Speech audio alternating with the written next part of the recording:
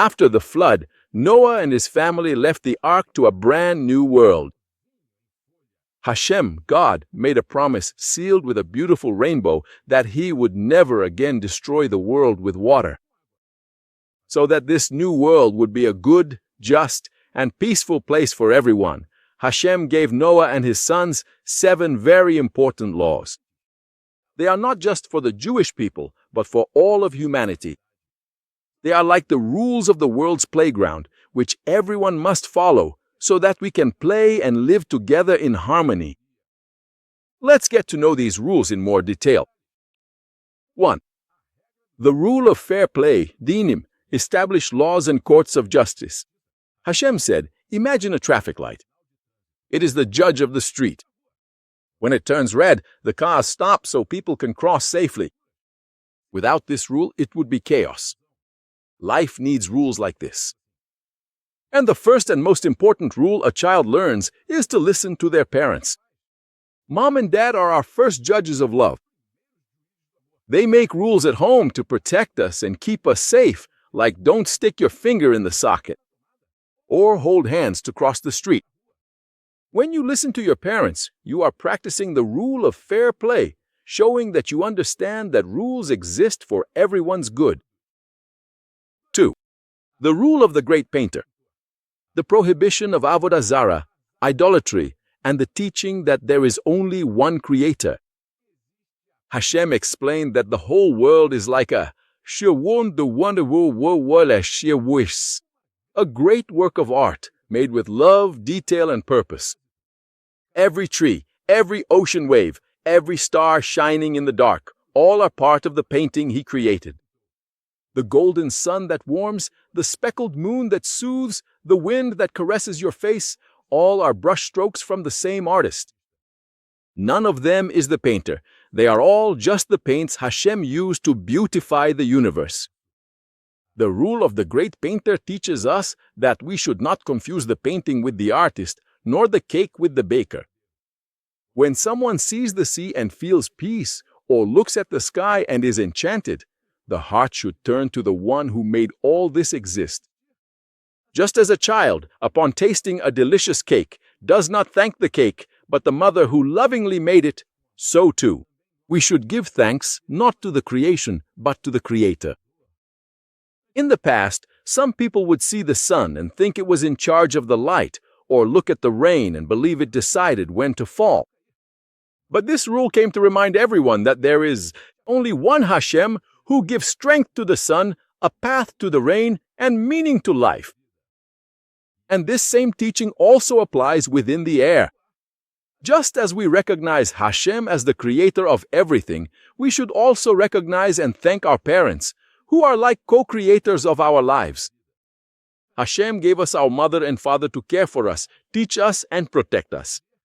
And when a child obeys joyfully and says thank you for a meal, a gesture of affection, or a piece of advice, they are practicing the same gratitude that the world should have for the Creator. Obedience and respect towards parents are like small prayers expressed through actions. When a child helps tidy up the house, listens attentively, or speaks kindly, it is as if they are saying, I recognize who loves me and who takes care of me, just as I recognize the love of Hashem, who created everything. Following this rule is living with the heart. Awaken. It is looking up at the sky and remembering all of this is beautiful because it came from the hands of the great painter Hashem. 3. The prohibition against using the divine name disrespectfully. Hashem created a world with words. With a simple, let there be light, the universe lit its first spark. Since then, every sound, every sentence, every expression has the power to build or to destroy. That is why words should be chosen like someone picking flowers, with care, gentleness, and pure intention. The name of Hashem is the most delicate sound in the world. It is like a bird's feather resting on your hand. If you blow too hard, it flies away and is lost. The name of Hashem is not to be shouted, mocked, or spoken in moments of anger.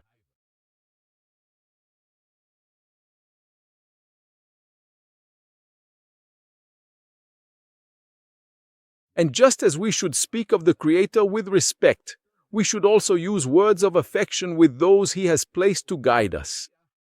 Our parents.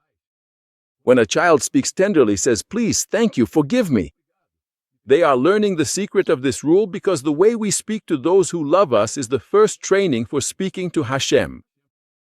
This rule teaches us to use our voice as a precious gift, to avoid unnecessary shouting, mockery, and pointless complaints, to keep silent when our heart is unsettled, and to speak when our heart is ready to spread kindness. Hashem's name is light, and He wants our speech to be as well. 4. The rule of the treasure of life. The teaching that every life is sacred and must not be taken. Hashem explained that each person is like a unique drawing that He made. There is no other like it in the entire universe. Each soul is a different color in the great painting of creation. If one color disappears, the world loses part of its beauty. Life, said Hashem, is the greatest gift anyone can receive. It is like a precious jewel kept in a box of light. When a child is at the playground and follows the rule not to push others from the top of the equipment, they are practicing the treasure of life. When they help a friend who has fallen or comfort someone who is crying, they are polishing the other person's treasure. Hands were created by Hashem to help, bless, and caress, not to hurt. Hashem wants us to look at each person as something sacred. The elderly, the baby, the friend, the stranger. Everyone carries within themselves a divine spark. This rule also teaches us to care for life within our own home. When a child speaks kindly to their parents, obeys with joy, they are protecting the treasure of peace in the home. Caring for life is more than just not hurting. It is making life flourish. It is laughing together. It is sharing bread. It is hugging tightly. Every smile given is a yes to life. 5. The rule of the house of the heart, Gilui Arayot, the prohibition of improper relationships. Hashem created love as a powerful force. It is what unites people and gives birth to homes. But, like every precious power, it needs care. Just like fire, which warms when it is in the right place, but burns when it escapes its boundaries. That is why Hashem gave this rule, to teach that love must dwell within purity and respect. The rule of the house of the heart teaches that the family is a sacred space. It is the nest where souls learn to love. Just as Daddy Bird and Mommy Bird build a special nest, Hashem wants every human home to also be made of affection, loyalty, and kindness. When there is respect at home between husband and wife and between parents and children, the presence of Hashem dwells there. This rule also teaches children to respect their parents and to care for the unity of the family through simple gestures. Listen attentively, obey with joy, and give hugs. Every smile you give is a yes to life. 6. The rule of the invisible label, the prohibition against taking what isn't yours. Hashem created the world to be shared, but not confused. Every flower, every toy, and every smile has an owner. And that's why everything carries an invisible label with the name of the one who should take care of it. This rule teaches that respect begins when we recognize boundaries. What is mine? What belongs to others? And what belongs to everyone? Imagine that everything has a little invisible sign, shining. Before taking something, you need to read it with your heart. Is this mine or does it belong to someone else? And when it isn't yours, there is a magic key that opens all the doors to kindness. The word, please. This rule doesn't just apply to material things, it also applies to feelings. We shouldn't take away someone else's joy with teasing, nor steal someone's calm with shouting. At home, this rule shines even brighter. When a child takes care of the family's things, puts toys back in their place, and doesn't touch their parents' belongings without permission, they are honoring this mitzvah. The rule of invisible etiquette teaches that the true treasure is not what you have, but what you share with purity. 7. The rule of protecting animals. Ever min ahai. Hashem created the world full of life. birds, fish, lions, and ants. Each being has its own role. During the flood, Noah learned how much animals also feel hunger, thirst, and fear. He took care of each one inside the ark. When they came out, Hashem taught the final rule. You may eat animals, but you must not cause them pain. The life I have given is sacred, and even the smallest of beings must be treated with compassion. This rule teaches that human beings are the guardians of creation, not its owners. Being a protector of animals means giving water to a thirsty dog, not throwing stones at cats, nor picking flowers just out of curiosity. It means stepping aside so as not to step on ants.